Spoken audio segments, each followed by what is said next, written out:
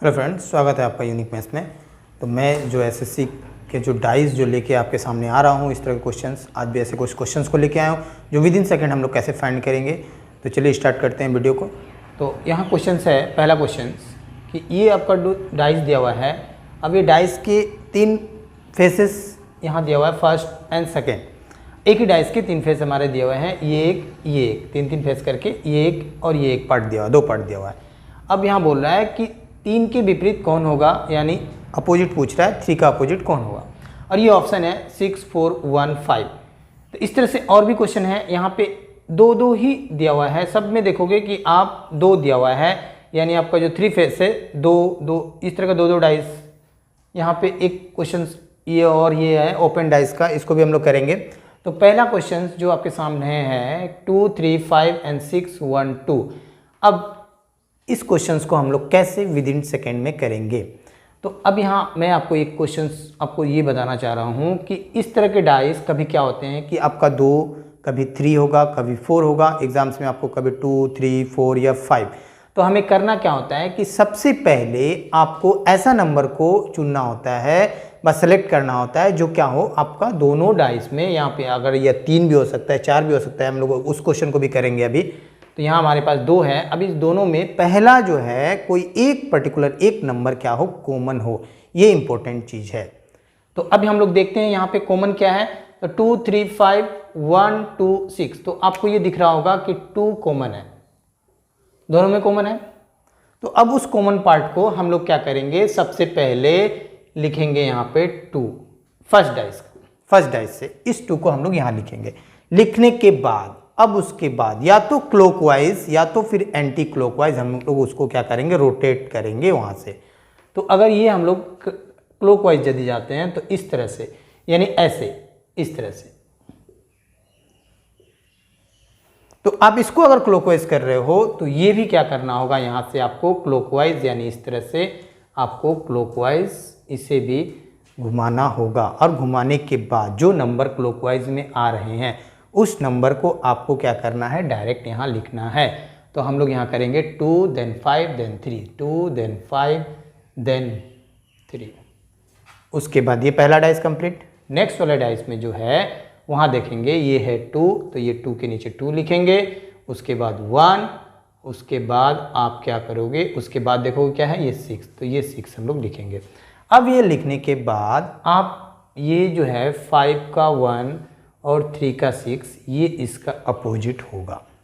और बचा क्या आपके पास 2, तो ये हो गया नंबर। अभी यहाँ पे बचा क्या, टोटल डाइस में कितने नंबर होते हैं, 1 to 6। तो आपके पास बचा कौन सा, यानी 4। तो ये 4 जो बच गया, अब ये हो गया 2 का अपोजिट 4, 5 का अपोजिट 1 एंड 3 का अपोजिट 6। तो ये हो गया आपका आंसर। तो इस तरह से हम लोग विद इन सेकेंड, आप बिना पेन यूज़ किए भी, आप माइंड में भी आप इसे क्या कर सकते हो। ठीक है। अगर यहाँ अगर सपोज तो इसका आंसर हो जाएगा 3 के विपरीत, तो ये आंसर हो जाएगा आपका 6। 3 का विपरीत हो गया आपका 6।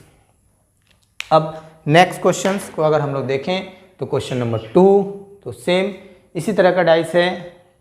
तो यहाँ देखोगे 1, 3, 5 एंड 5, 4, 2।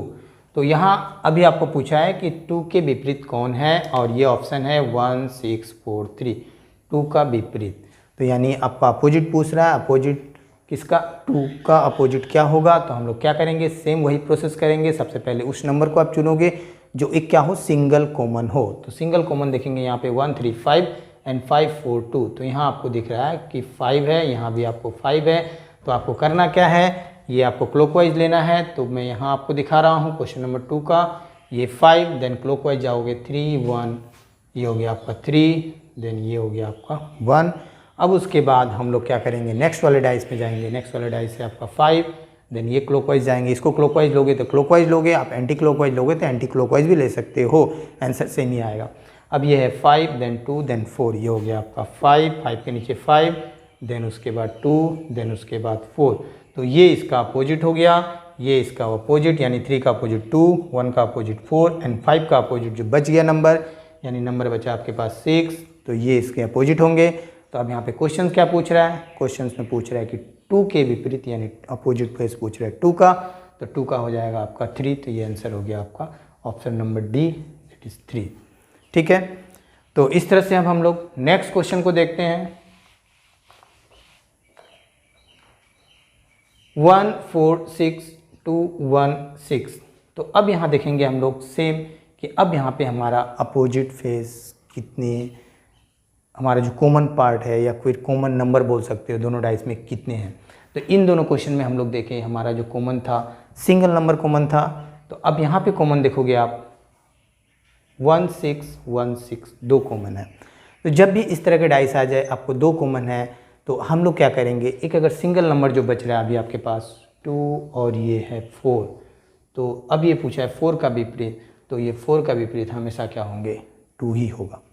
ठीक है, बाकी हम लोग 1 का क्या होगा 6 का क्या होगा, इस तरह के क्वेश्चंस भी हम लोग अभी नेक्स्ट जब हम लोग करेंगे तो वहाँ मैं आपको डिस्कस करूँगा कि इस तरह के जब दो फेसेस अगर एक डाइस के अगर दो फेस अगर इक्वल हो दो डाइस के, तो वहाँ पे हम लोग या फिर 2 इक्वल हो या फिर 3 इक्वल हो तो हम लोग कैसे उस क्वेश्चन को करेंगे उसको भी हम लोग डिस्कस करेंगे आगे। अभी फ़िलहाल यहाँ पे अभी आपका दो फेस हमारा ये इक्वल है, ये और ये इक्वल है, तो इसका अपोजिट पूछ रहा है 4 का अपोजिट, तो यहाँ जो बचा हुआ है ये डायरेक्ट 4 का अपोजिट आपका क्या होगा ये 2।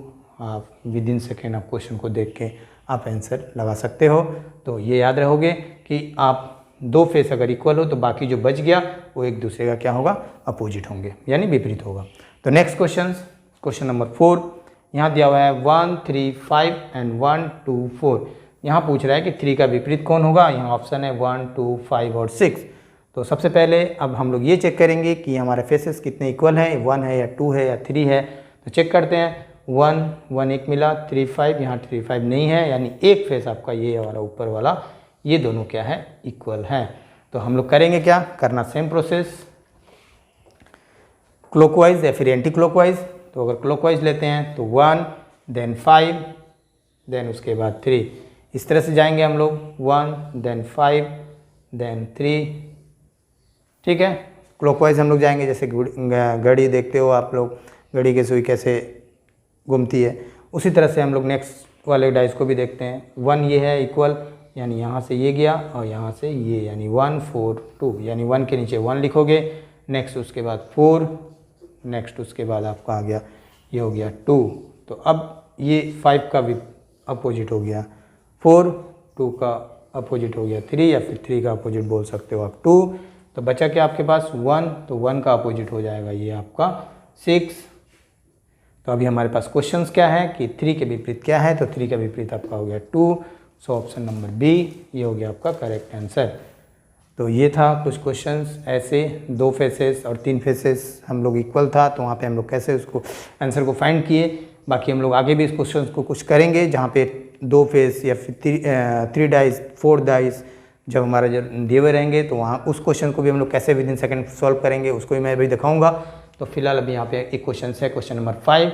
ये दिया हुआ है ओपन डाइस, यानी डाइस को जो ओपन करके ये दिया हुआ है, ये एक डाइस है कंप्लीट डाइस जिसके ये 6 फेसेस ये ओपन है।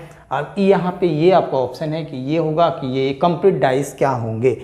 कंप्लीट डाइस मीन्स आपको 3 फेसेस दिखेगा एक साइड से, यानी 3 फेसेस उस डाइस का कौन सा होगा, यानी ये डाइस हो सकता है या फिर ये होगा कि ये होगा। इसको आप क्लोज करोगे, यानी ये तो ओपन है, इसको आप क्लोज करके एक डाइस बनाओगे, तो इस तरह से कौन सा डाइस इसमें हो सकता है, ये 4 ऑप्शन है।